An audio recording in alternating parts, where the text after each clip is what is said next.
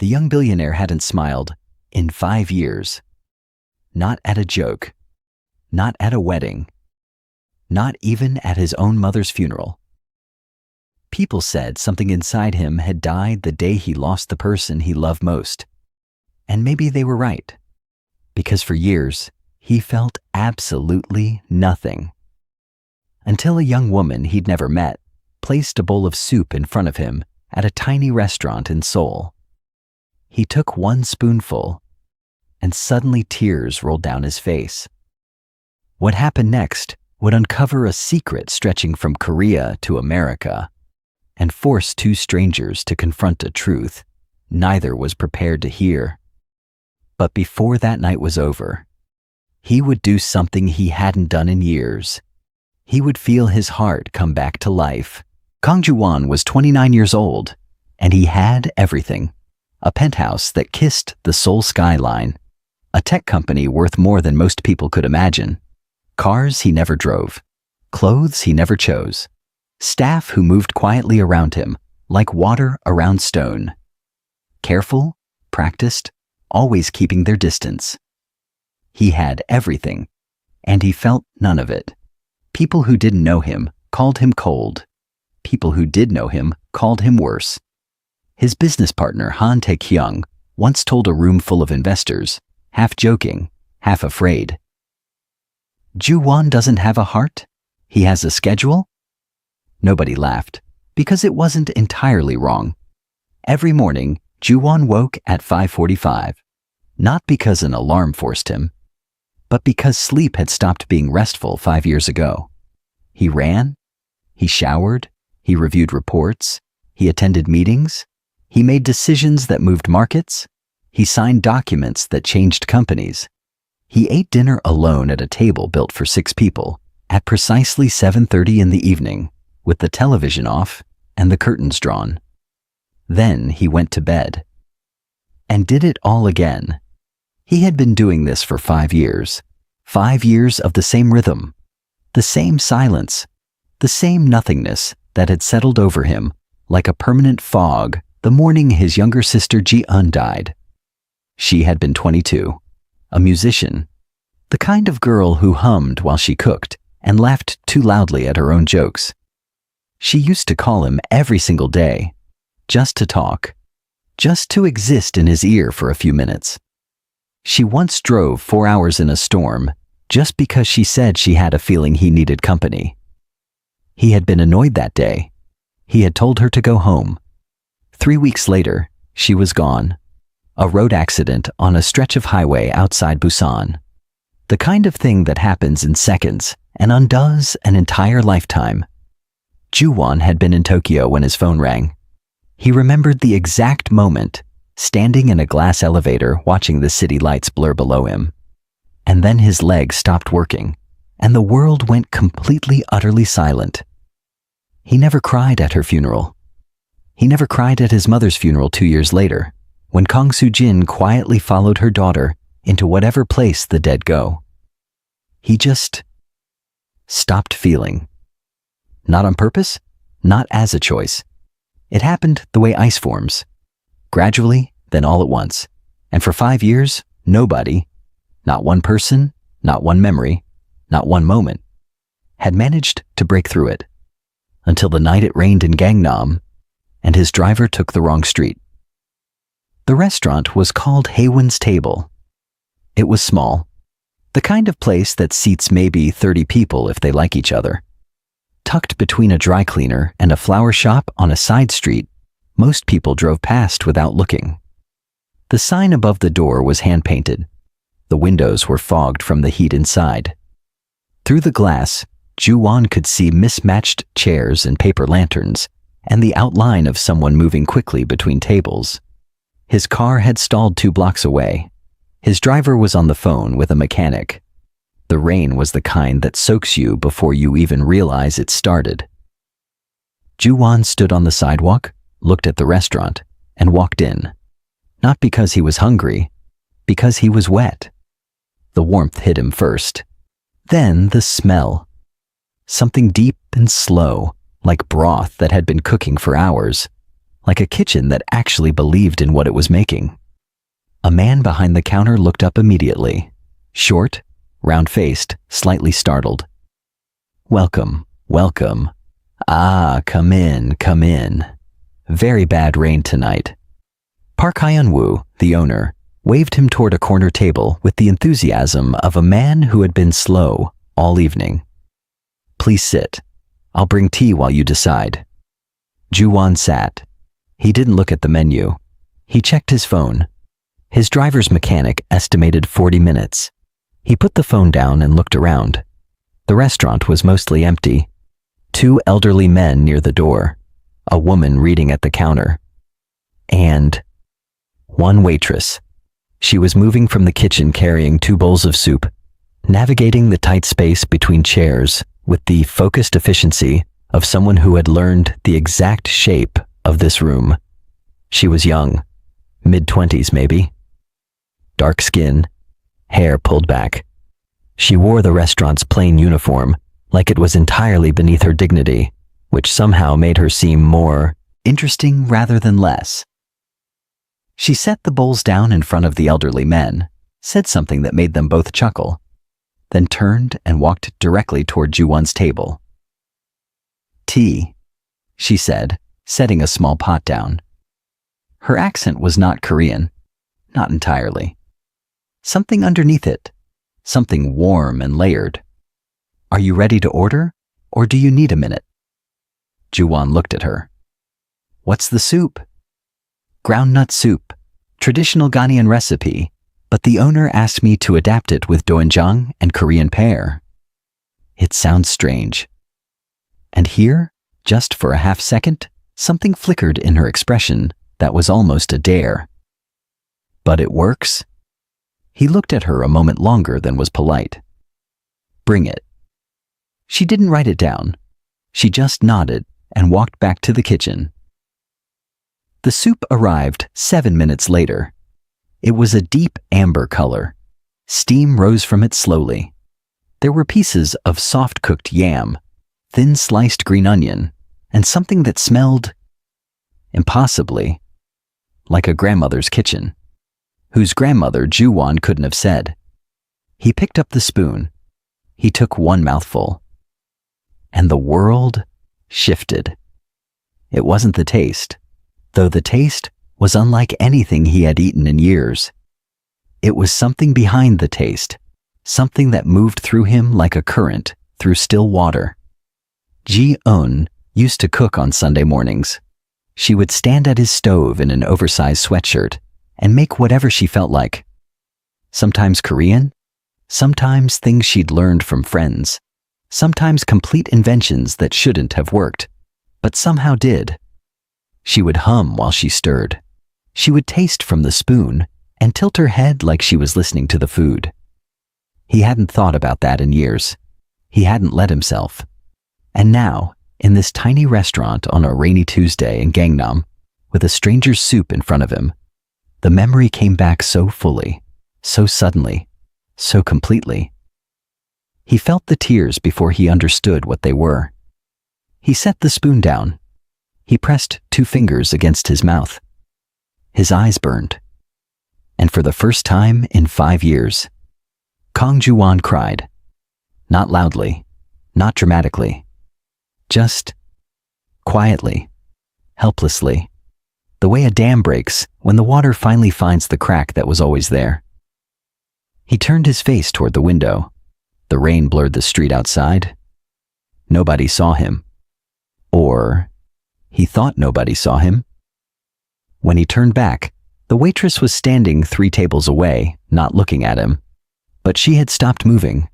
Her hand rested on the back of an empty chair, and something in the set of her shoulders told him she had noticed and had chosen, deliberately, gracefully, not to make it a moment.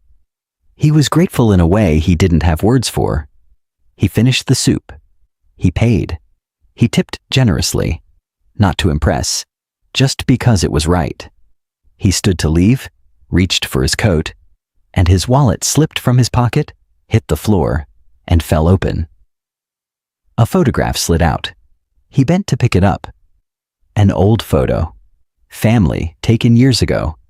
His father, his mother, Ji-eun as a teenager, himself at maybe 19 or 20. He tucked it back into his wallet without looking at it. What he didn't see, what he couldn't see, was that the waitress had walked past him at that exact moment to clear the table beside his, and had stopped. She stood completely still. Her eyes were fixed on the photograph in his hand, or rather, on the face of the older man standing beside his father in the background of that picture. The color in her face changed. She said nothing. She watched Ju-won leave. Then she went into the back room, sat down on an overturned crate, and pressed both hands over her face. Her name was Uma Mensa. She was 26 years old and had been living in Seoul for 14 months on a postgraduate research scholarship. She studied international development policy. She was, according to her best friend Yoon Seo-yeon, the most determined person I have ever met, and also the most terrifying when she wants something. What Uma had wanted, for the last 7 years, was to find out what had happened to her father. Kwame Mensah had left Accra when Uma was 19, a contract job overseas, one of those arrangements that promised good money and returned nothing. He had called her every week for the first year, then every 2 weeks, then once a month. Then his number stopped working, and the company he'd worked for had dissolved, and the people who had hired him had quietly become unreachable. Her mother had accepted it. Her aunties had accepted it. Everyone around her had eventually gently suggested that she accept it too. Uma had not accepted it. She had spent the last 7 years pulling at threads. She had traced his contract to a company registered in Seoul, a subsidiary of a larger infrastructure firm that had operated in West Africa in the mid-2000s. She had come to Korea not just for the scholarship. She had come because this was where the thread led. And now, in a small restaurant where she worked 3 nights a week to supplement her stipend, she had just seen a face she recognized from a photograph her father had sent her once. A face she had spent 2 years trying to identify. The face of the man standing next to Ju-won's father in that family photo. He came back the next evening. He sat at the same table. He ordered the same soup. He didn't explain himself. He just sat there with his expensive coat folded over the empty chair and his phone face down on the table, and ate like a man discovering that food could mean something. Uma brought his order without comment. But at the end of the evening, when she was clearing his table, she set the bill down and said, carefully, like someone placing a single piece on a chessboard, "You came back?" Ju-won looked up. "The soup is good." "It's the same soup." "I know." A pause. Uma tilted her head, studying him the way she studied documents. "You cried last night." He met her eyes. He didn't flinch. "Yes." She hadn't expected that. Most men would have denied it, deflected it, laughed it off. He just confirmed it, quietly, like it was a fact and facts deserved to be stated. She picked up his empty bowl. "My grandmother made that soup when people were carrying something too heavy to put down. She said the right food could open a door inside you that you'd forgotten existed." Ju-won said nothing for a moment. Then, she was right. Uma walked back to the kitchen. She stood at the sink for a long time. Then she went back out and asked him if he wanted more tea. He said yes. He came back the night after that, and the night after that. By the end of the second week, Park Hyun-woo had quietly started setting Ju-won's corner table with a slightly better arrangement. A real cloth napkin, the good tea set, the small ceramic dish for the condiments. He never said anything about it. He just did it, with the satisfied expression of a man who understood that something was quietly happening in his restaurant and had decided to support it. The conversations between Ju-won and Uma grew, slowly, then more quickly, the way rivers grow when smaller streams begin to join them. He asked about Ghana. She told him about Accra in the rainy season, about the red roads and the smell of charcoal fires at dusk, about her mother's fabric shop and the sound of high-life music through loudspeakers on Sunday mornings. She spoke about it without nostalgia, matter-of-factly, like someone describing a place they genuinely loved rather than performing loving. She asked about his company. He answered honestly, which surprised him. Not the polished version he gave journalists, but the actual thing. The early years, the obsessive work, the relationships he had ended or ignored because they required more presence than he was capable of giving. "You use work the way some people use medication," Uma said one evening, not unkindly. Ju-won looked at her. "That's a fairly precise diagnosis." "I study people." She folded her arms. "It's what I do." "What do you study about me?" Uma was quiet for a moment.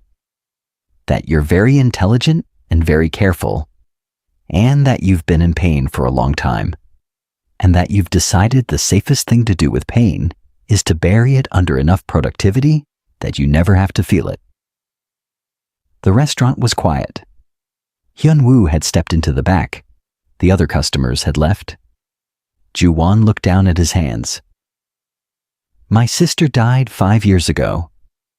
He had not said those words, in that order, in that way, to anyone. Not his therapist, not Tae-kyung, not the journalists who had occasionally asked about his rumored emotional distance. Uma didn't move. She didn't rush to fill the silence with comfort. She just listened, the way people listen when they understand that silence is sometimes the most respectful thing you can offer. She was the only person who... He stopped, started again. She was the only person I didn't have to explain myself to. And when she was gone, Uma said slowly, "You decided not to need to explain anymore." He looked at her. She looked at him. Neither of them said anything for a long time. By the third week, they had moved outside the restaurant. Seoul in the early evenings was its own kind of world.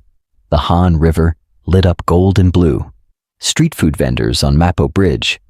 The market stalls near Insadong, where sellers called out, and the smell of hotok drifted through the cold air. Uma moved through the city like someone who had learned to love a place without needing to own it.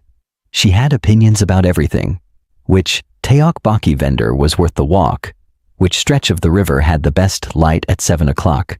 Which subway line was reliably infuriating? Ju-won, who had lived in Seoul his entire life and experienced almost none of it from street level, found himself listening to her describe his own city like it was somewhere he'd never been. "You've been inside too long," she told him one evening, watching the river. "I've been busy." "That's not what I mean." He turned to look at her. In the evening light, she had a quality he couldn't quite name, something composed and warm, and entirely, deliberately herself. She never tried to impress him. She never seemed to remember that he was wealthy or significant. She spoke to him the way she spoke to Park Hyun-woo or to the elderly men at the restaurant's corner table, like he was simply a person, and that was both enough and the only thing that mattered. He hadn't been spoken to like that in years, maybe ever. "Uma." She looked at him. "Why did you come to Seoul?" A pause, just barely long enough to notice. "For the scholarship?" she said. And she smiled at him, warm, honest, and not quite complete. She told Seo-yeon about him the next morning. They were in Uma's apartment, small, covered in papers and books, and a single plant Uma kept alive through what Seo-yeon called sheer stubbornness. They sat on the floor with coffee, the Seoul morning gray and quiet outside the window. "He came back?" Seo-yeon stared at her. "Every night for 3 weeks." "Uma?" Seo-yeon put her cup down. "He's Kong Ju-won." "I know who he is." "Do you? Because the man is worth..." "I know." Uma's voice was flat. "That's not what this is about." Seo-yeon studied her. She had known Uma for almost a year, long enough to recognize the specific quality of silence Uma used when she was managing something.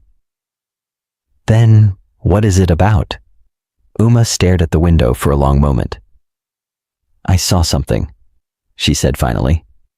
In a photograph he was carrying, a face I've been trying to find for 2 years. Seo-yeon went very still. Uma, I'm not going to do anything rash. That is exactly what someone who is about to do something rash says. Uma looked at her steadily. I just need more time. I just need to understand what the connection is before you what? Seo-yeon's voice was quiet now, careful. Before you decide whether he's part of the problem? Uma didn't answer. Seo-yeon picked up her coffee. Be careful, she said. That's all I'm saying. Be careful which questions you ask, and be careful when you ask them. The evening Uma decided to ask was a Thursday. They were walking along the river, the lights of Yeouido reflected in the water. Ju-won was quieter than usual. Something at work, he'd said, without elaborating. Uma walked beside him and let the silence exist for a while. Then she said, carefully precisely, Did your father ever work in West Africa? Ju-won glanced at her. In the 90s, yes. Infrastructure development. Why? Uma kept walking. Her voice stayed level. Which countries? He slowed slightly. Something in her tone. Ghana, mostly. Some work in Côte d'Ivoire. He talked about it occasionally. He said it was some of the most meaningful work he ever did. He paused. Uma, why are you asking? She stopped walking. She turned to face him. There was a man in your family photo, she said, standing beside your father, a tall man in a blue jacket. Do you remember who that was? Ju-won's expression shifted. Subtle, but real. A pulling together of focus. That photograph is old. I'd have to look at it, again. I need to know who that man was, Uma said. Her voice, for the first time in all the weeks he'd known her, had lost its steadiness. It was level, but just barely. Like something was pressing against it from the inside. I've been trying to identify that face for 2 years. A long silence. Uma. His voice changed, became something more careful, more present. What is this about? She looked at him, and for a moment, just a moment, the composed, purposeful woman he had come to know over 3 weeks of soup and evening walks and careful conversations stood in front of him, looking like someone who had been carrying something very heavy for a very long time. My father, she said. That's what this is about. My father went overseas for a work contract when I was 19. He disappeared. I've been looking for answers ever since. She held his gaze. And the company he worked for had connections to Seoul, to a firm that operated here. And the last photograph my father ever sent me, taken on a work site in Ghana, had that same man in the background. Ju-won was completely still. Do you have the photograph? He asked finally. Uma nodded. Show me. They sat in a quiet cafe near the river. Uma pulled up an image on her phone, scanned from the original, the edges worn, the colors slightly faded. A work site, men in hard hats, a truck in the background. And there, off to the left, in a blue jacket, standing in conversation with 2 other men. The same face from Ju-won's family photograph. Ju-won looked at it for a long time. That's Daniel Whitmore, he said quietly. Uma's jaw tightened. Who is he? An American businessman. He and my father had some kind of professional relationship. I was young, I didn't follow the details, but I remember his name. He came to our house once. My father was... He paused. Something flickered in his expression. Not a good memory. My father was uncomfortable around him. I could tell, even as a teenager. but I didn't know why. Uma stared at her phone. The company my father worked for. It was a subsidiary of an infrastructure firm. That firm had a major investor, American. I've been trying to confirm the name for months. Ju-won looked at her. Uma. Don't what? Don't tell me to slow down. Her voice was controlled, but her hands, flat on the table, pressed down hard. I have been patient for 7 years. I have followed every thread carefully and quietly and without making noise. But I am very close now, and I need... Her voice broke. Just for a second. She pressed on. I need to know what happened to him. Ju-won didn't tell her to slow down. He said, quietly, completely seriously, then let's find out. To anyone watching them, if the cafe had been full, if anyone had been paying close enough attention, they would have seen 2 young people lean forward across a small table and begin to share information in the focused, urgent way of people who have suddenly realized they are looking at the same puzzle from opposite sides. The firm that had employed Kwame Mensah had collapsed under murky circumstances 6 years ago. 3 of its senior executives had faced brief investigations, but no charges. One of them, a Korean national named Choi Min-seok, had quietly left the country and relocated abroad. And Daniel Whitmore, the American investor who had been the firm's primary financial backer, had continued building his business empire without a single public mention of the firm or its collapse. In the 7 years since Kwame Mensah had disappeared along with a number of other foreign workers, not one journalist had connected the dots. Not publicly, not in a way that caused any real disruption. Uma had gotten close 3 times, and 3 times documents she'd been trying to access had gone quiet. Sources who stopped responding, records offices that suddenly had no file under the relevant name. Someone has been managing this very carefully, Ju-won said. Yes. Uma's eyes were sharp. And they're good at it, which means they had, or have, resources, legal resources, political resources. Whitmore has both, Ju-won said. His voice was quiet and very certain. His firm operates across 14 countries. He has relationships with governments. He stopped. Thought. He has a daughter, Grace. She reached out to me last year about a potential investment partnership. I turned it down. I didn't know why at the time. Just something that felt wrong. Uma stared at him. She reached out to you specifically? Yes. A silence. Was that before or after you started coming to the restaurant? Ju-won looked at her steadily. 8 months ago. The implication sat between them, neither of them willing to say it out loud yet, neither of them willing to dismiss it. I need to go to Atlanta, Uma said. Why Atlanta? Because the last forwarding address on record for Choi Min-seok was Atlanta, and because there's an investigative journalist there, Marcus Reed, who's been quietly looking into the same infrastructure collapse for 3 years. He reached out to me 6 weeks ago. I told him I wasn't ready. Are you ready now? Uma looked at him. Are you coming with me? If you've stayed with this story this far, if you've felt every moment of what these 2 have been carrying, then you already know this isn't just about romance.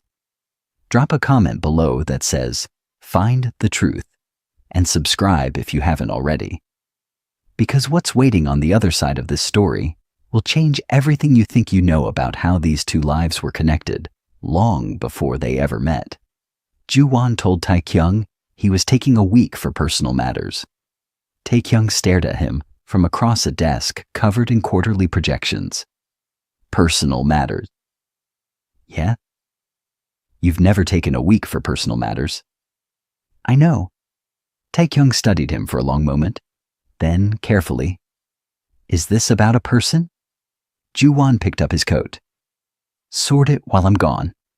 Atlanta in October was warm and loud and full of movement.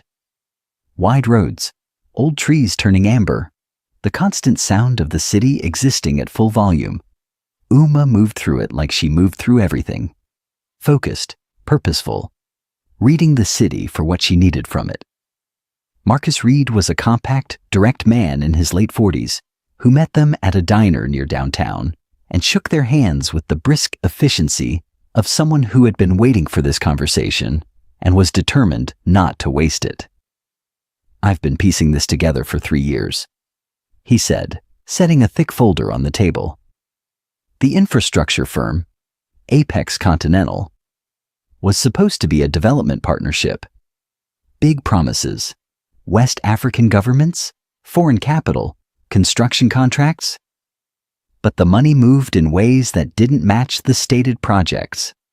And when it collapsed, he tapped the folder. 15 foreign workers on 2 active sites were unaccounted for. Their contracts were voided retroactively. Their governments were told they had abandoned their positions voluntarily. Uma's hands were very still on the table. The man who structured the financial side of Apex Continental was Daniel Whitmore. Marcus continued. He used 3 intermediary companies to protect his position. When the firm went under, he walked away clean. The Korean subsidiary absorbed the liability. The executives scattered. He paused. 2 of the workers who went missing. There are records suggesting they were moved. Not officially, not through any proper channel. Moved where? Ju-won asked. Marcus looked at him. That's what I haven't been able to confirm. But there's a records officer in Atlanta, Sarah Collins, who processed some of the documentation from the Apex collapse. She's been sitting on something for years. Won't talk to journalists. But he looked at Uma. She might talk to a family member. Sarah Collins lived in a quiet neighborhood near Decatur. She was in her 60s, a small woman with careful eyes and the particular stillness of someone who had made peace with a difficult decision and was ready, finally, carefully, to unmake it. She let them in without much ceremony. She made tea. She sat across from Uma and looked at her for a long time before speaking. I processed a lot of documentation after Apex collapsed, she said. Most of it was straightforward. Some of it wasn't. She reached under the coffee table and withdrew a sealed envelope. Old, the edges worn soft. This was among the materials I was given to file and destroy. I didn't destroy it. She held Uma's gaze. I didn't know whose it was. I just knew it wasn't mine to destroy. Uma took the envelope. Her hands were not entirely steady. Inside were 3 folded papers and a smaller envelope within, sealed with handwriting on the front. Uma read the name on the smaller envelope. The handwriting said, "For my daughter, Uma." The diner where they went afterward was nearly empty at that hour. The server brought coffee and left them alone. Uma held the sealed letter in both hands for a long time without opening it. Ju-won sat across from her. He didn't speak.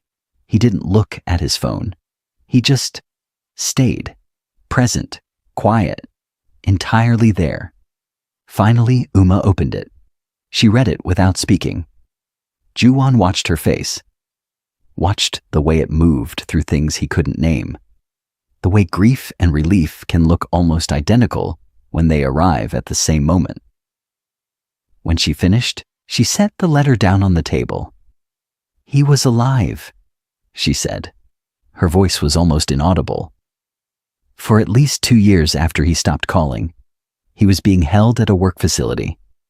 They called it a residency arrangement. No freedom to leave, no access to communication. She stopped, breathed. He found a way to get letters out through a worker who was being released. He wrote to someone he trusted, someone he'd met on the site, someone he believed would find a way to make sure these reached the right people. Ju-won was very still. Uma looked up at him. He wrote to your father, she said. The world outside the diner window moved in ordinary ways.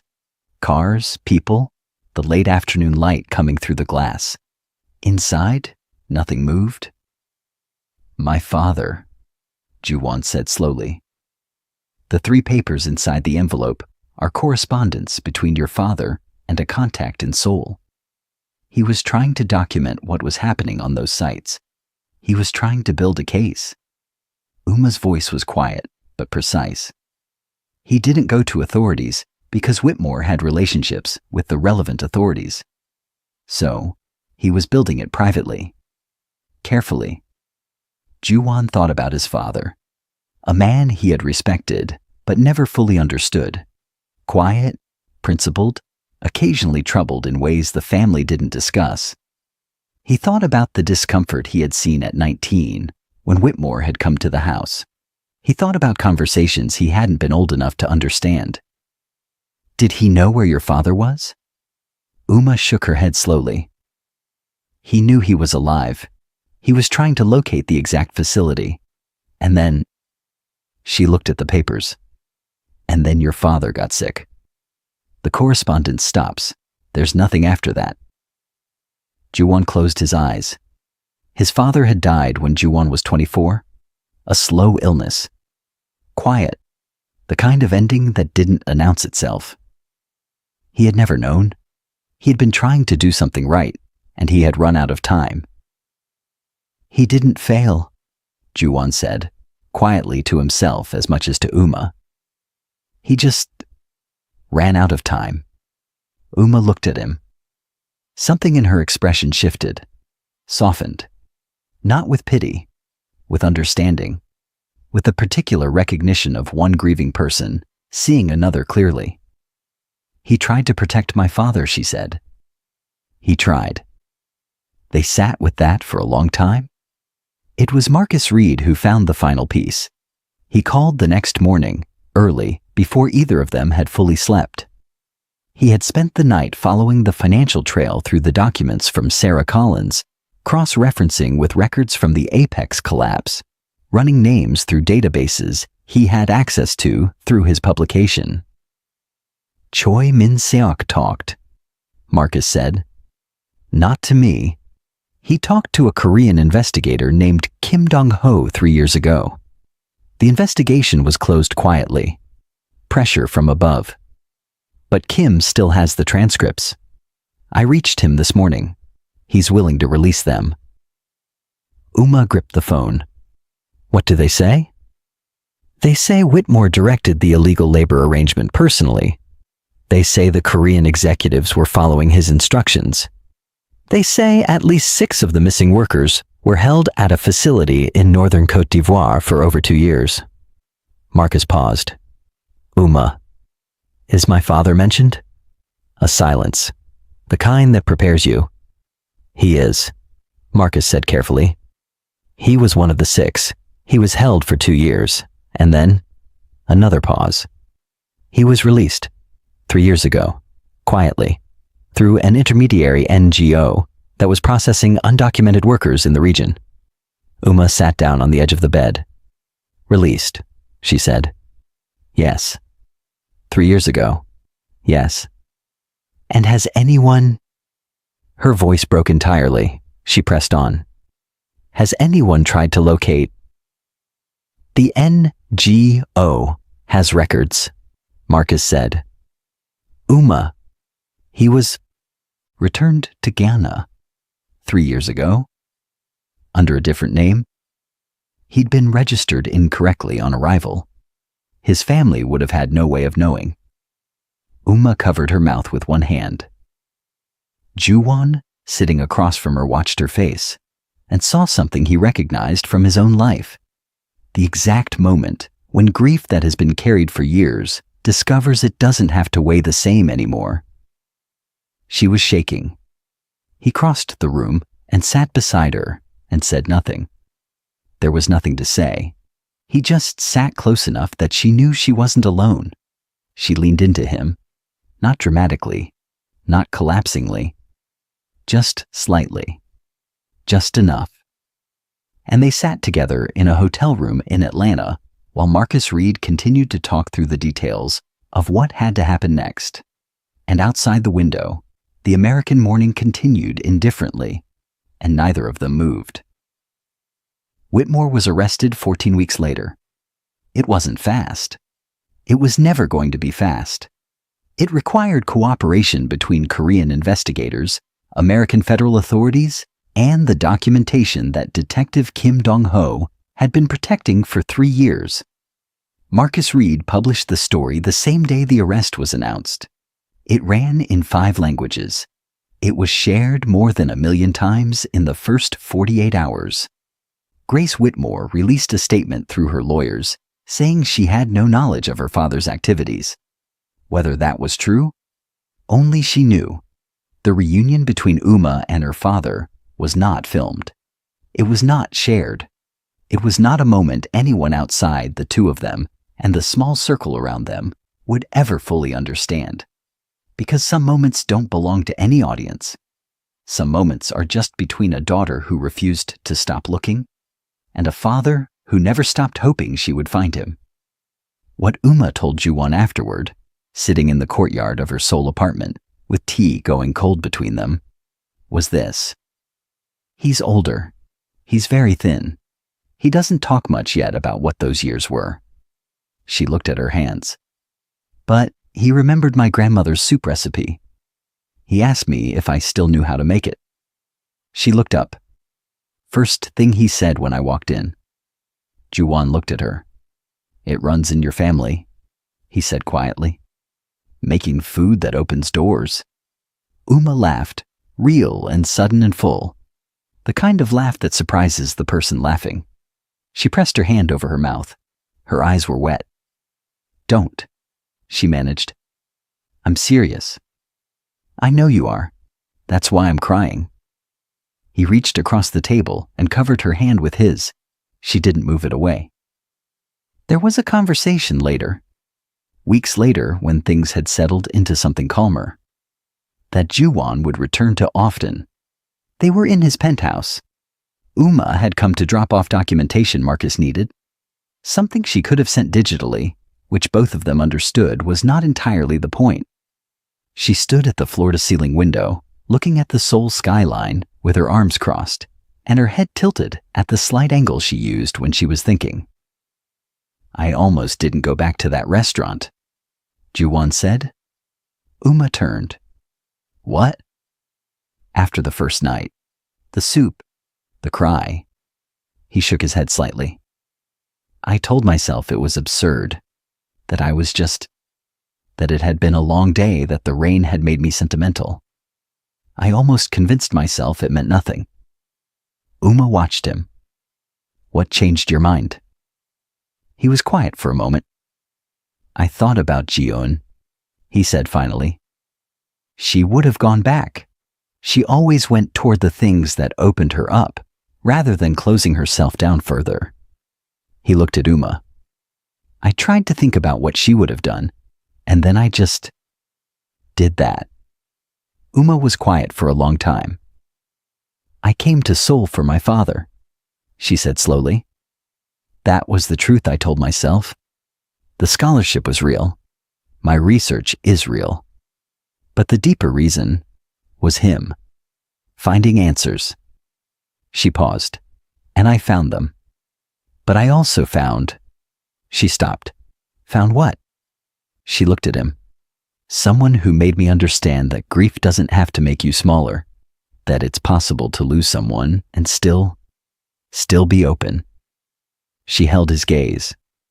You taught me that, without trying to, just by coming back every night for terrible weather and soup.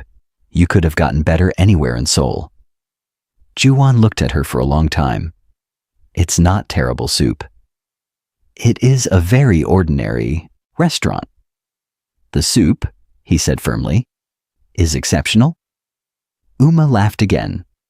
Softer this time, the kind of laugh that knew it was in good company. The restaurant opened on a Thursday in late spring, small, warm, the kind of place with mismatched chairs and good lighting, and a hand-lettered menu board. On the sign above the door, in Korean and English, and Twi, Haewon and Uma's table, Park Hyun-woo, who had been approached as a co-founder and had wept openly for approximately 4 minutes before agreeing, had contributed his restaurant's lease and his considerable reputation in the neighborhood. The first dish on the menu had no fancy description beside it, just a name, the soup. On opening night, every table was full. An old man near the window, eating alone, took 1 spoonful, went very still, and pressed his fingers to his eyes. Uma, carrying an order to another table, passed him and quietly set a small card beside his bowl. It read, "Take your time. There's no rush." She had made 300 of those cards. She suspected she would need more. Ju-won ate at the corner table. Same corner as always. The one Hyun-woo had started setting with a cloth napkin, and the good tea set on the 3rd visit, 16 months ago, before either of them knew what was growing. Uma brought his order, set it down, didn't rush away. "Full house," he said. "Don't sound so surprised." "I'm not surprised, He paused, looked at the room, the noise, the warmth, the particular quality of a space where people were genuinely nourished. "I don't have the word for it." Uma tilted her head. "Try." He looked up at her. The evening light caught the room just right. Gold, soft, the kind of light that makes everything feel like it matters. "Grateful," he said quietly. "I think the word is grateful." Uma looked at him for a long moment. "That's a good word," she said. And she smiled. Warm, complete, entirely hers. The smile she had given him from the very beginning. The one that never tried to be anything other than exactly what it was. He smiled back. It was the first real smile Kong Ju-won had smiled in 5 years, and nobody in the room noticed, because in a room full of warmth and soup, and the particular sound of people being glad to exist in the same space, a man quietly coming back to life looks, from the outside, just like a man having dinner, which, of course, is exactly what it was. Because sometimes the greatest losses don't seal us away from the world forever. Sometimes they send us, very slowly, very painfully, toward the exact people who help us find our way back. And sometimes love doesn't announce itself with grand gestures or perfect timing. Sometimes it arrives with dinner. If this story reached something inside you, if you felt something shift while watching, you're not alone. Share this video with someone you think needs to hear it. Subscribe for more stories about what it means to carry loss and still choose love. And leave a comment telling us which moment stayed with you the longest. We'll see you in the next one. Afro Soul Cinema writes this story. An original production. All characters are fictional.